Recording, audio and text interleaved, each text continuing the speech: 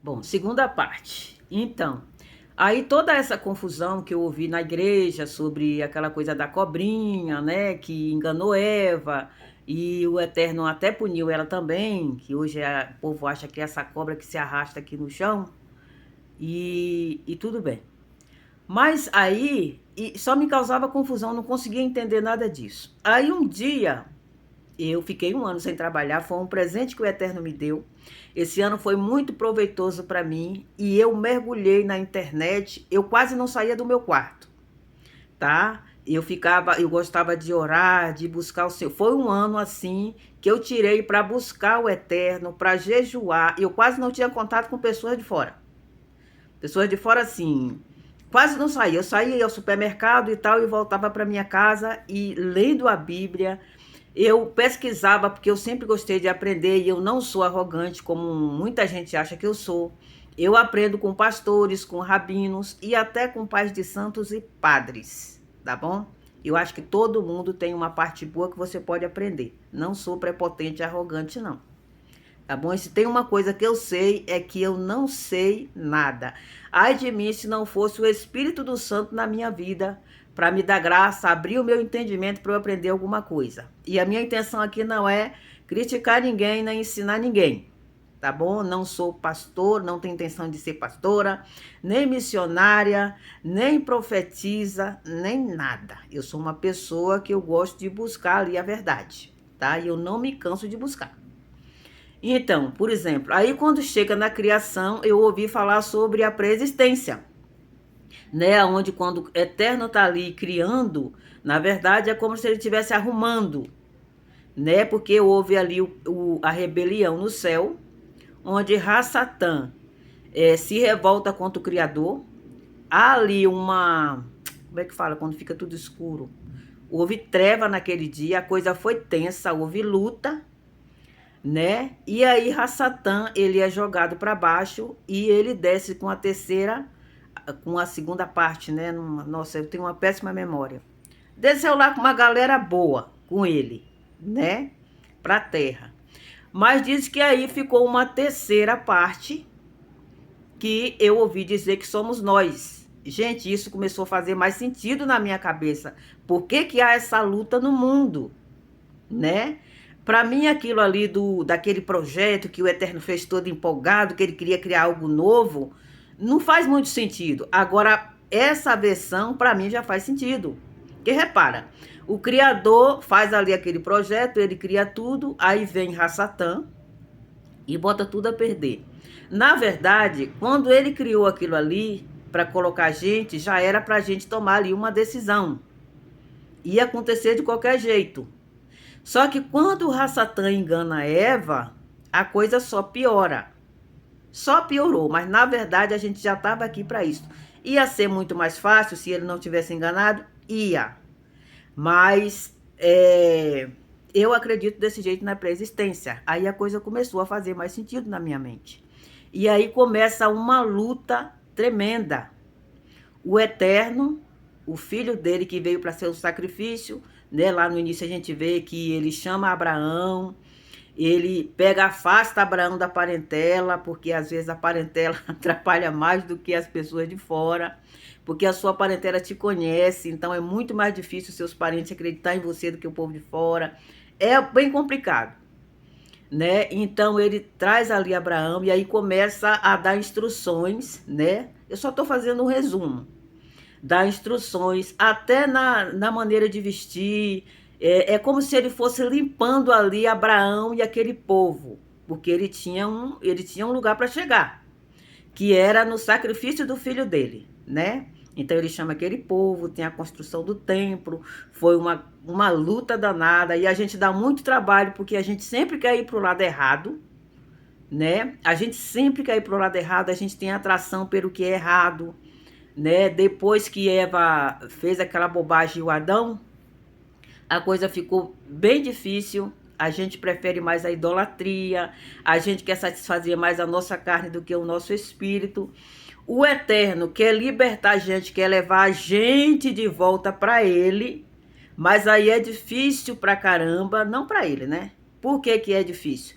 porque ele não pode interferir no nosso livre-arbítrio, né? Eu, por exemplo, se eu quiser ir para o inferno, e eu decidi, eu quero ir, ele mesmo com o coração partido, ele vai deixar, porque eu tenho livre-arbítrio.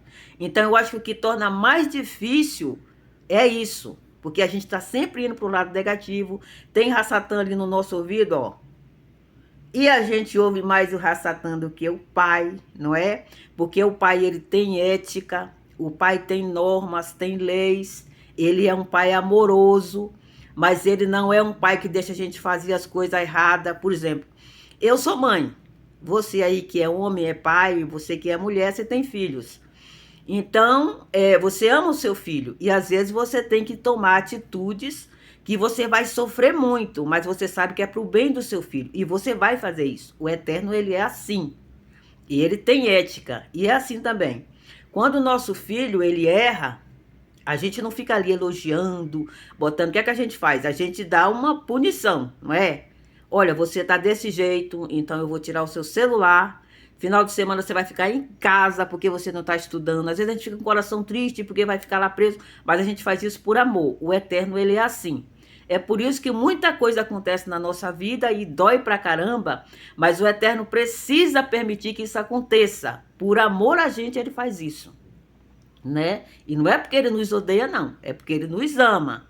E nós não somos bonzinhos, não. Não é porque a gente faz uma caridade aqui, faz outra caridade ali, que a gente é bom, não. A gente não é bom e a gente dá muito trabalho. Então tem essa coisa toda, gente. Eu fico pensando até hoje. Olha como a coisa andou, aí chegou nos apóstolos. Os apóstolos foram mortos daquele jeito que a gente conhece. A luta foi muito grande, o filho foi morto. E tudo bem. Aí chegamos agora no fim dos tempos, né? E eu ouvi uma coisa que eu achei muito interessante, né? Que foi de um irmão que ele falando sobre as fases da igreja na terra. Porque na igreja a gente aprende, por exemplo, o pastor ele vai ensinar. Ah, porque o que é a igreja de Laodiceia? A igreja de Laodiceia é tipo a igreja universal, que só pensa em dinheiro. E a outra igreja disse, não, aquilo ali são fases da igreja na terra. Então veio aquela igreja lá de Cristo, que era a igreja certa, onde tudo era direitinho. E aí vai mudando. Eu ouvi um irmão falando que parece que alguma igreja ali está invertido. Não sei qual que é. Eu só sei que a última é Filadélfia. Aí a gente vê o evangelho do jeito que tá bagunçado e disse, como assim Filadélfia? Porque Filadélfia, quando que isso vai acontecer? E aí eu tava, um tempo aí que eu comecei a ficar meio confusa, tava querendo sair já da religião, porque nada entrava na minha cabeça, tava uma bagunça só. E eu lembro que eu tive um sonho, que eu corria no escuro. Eu ficava correndo no escuro, ia para um canto, ia para outro, ia para um canto, ia para outro, e eu não acertava o caminho, né? De repente eu consegui acertar, ficou tudo claro, e tinha um rio, né? Um rio, e eu via pessoas desse rio que elas elas lavavam o rosto, pegavam água no rio. O rio era aquele rio limpo, tranquilo, sereno. E aquelas pessoas não eram diferentes. Elas lavavam o rosto e os braços. Elas estavam todas de branco, né? No judaísmo, eles têm muito essa coisa da purificação. Hoje eu entendo que é purificação, estavam se purificando, né?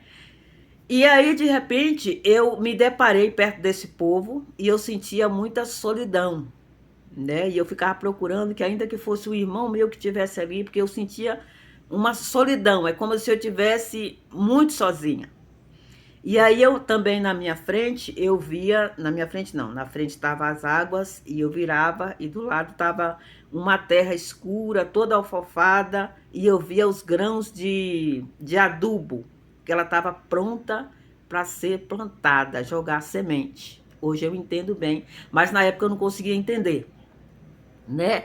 E depois, vamos pular um pouco o assunto, eu que não é diferente, faz parte desse sonho. Só aí eu vim entender, mas eu vim entender muito depois.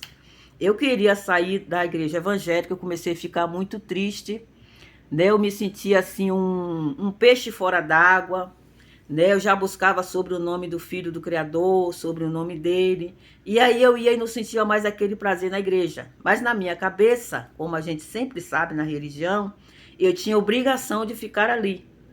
Um dia eu não aguentava também, eu estava enfrentando perseguição e tudo. Eu lembro que eu estava sentada aqui no meu sofá que está na minha frente.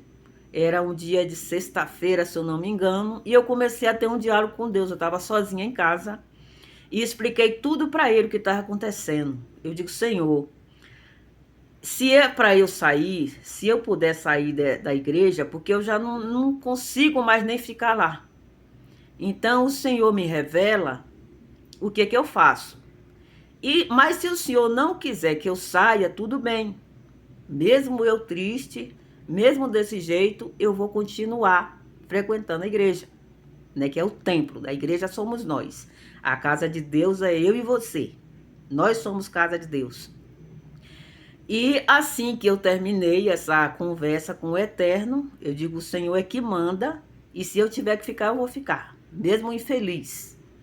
E fui dormir. Bom, vou para já tá 10 minutos, eu vou para a terça parte.